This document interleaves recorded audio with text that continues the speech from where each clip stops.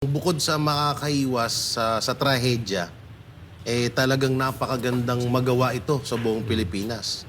No, kung sakali man, pues, siyempre, pag nakapasok si Pastor bilang senator, maging #1 senator yan, at kung tatakbo yan bilang vice president sa darating na 2028 election, isa pa sa hinihiling ng taong bayan na gawin ni Pastor yung mga katulad nung sa Kingdom, yung mga wire na nasa ilalim ng nasa ilalim. Kasi alam naman natin na palagi yung nagkakasunog sa Luzon. At hindi lang sa Luzon, kundi sa buong Pilipinas na pinagmumulan ng sunog yung mga wire na halos kumpul-kumpul. Lalong-lalo na ho dito sa Luzon, hindi mo na halos makita yung langit sa sobrang kapal ng wire dun sa taas. 'Di ba?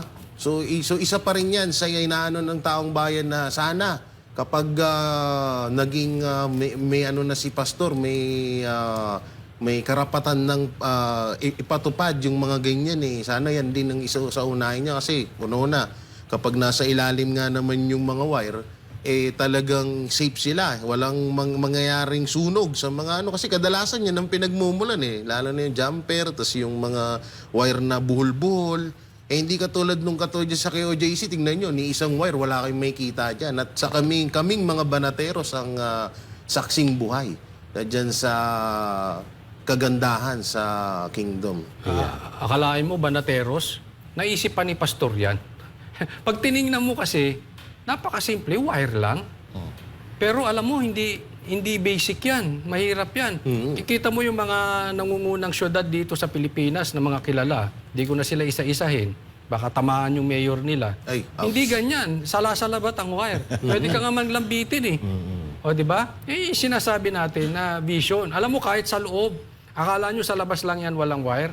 Galit pala sa wire si Ayaw lang makita ng wire. Ayaw nyo nakakita ng wire.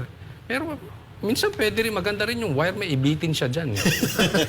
Actually, tama, no? Tama yung sinasabi ni Coach Oli, no? Akala nyo, simpleng bagay lang yung pagtatanim sa ilalim ng lupa ng wire.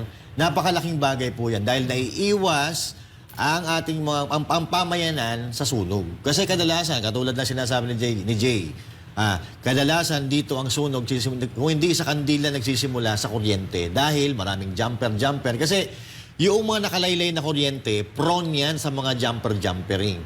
Inaakyat yan ang tinatawag ni Yorme na mga Spider-Man, tapos kinakabit nila yung kuryente nila. Pag nasa ilalim ng lupa, paano nila ikakabit yun? Maghuhukay sila, makikita sila ng tao ngayon. At yan ang importante. Yan ang simpleng pag-iisip, pero yung impact napakalaki.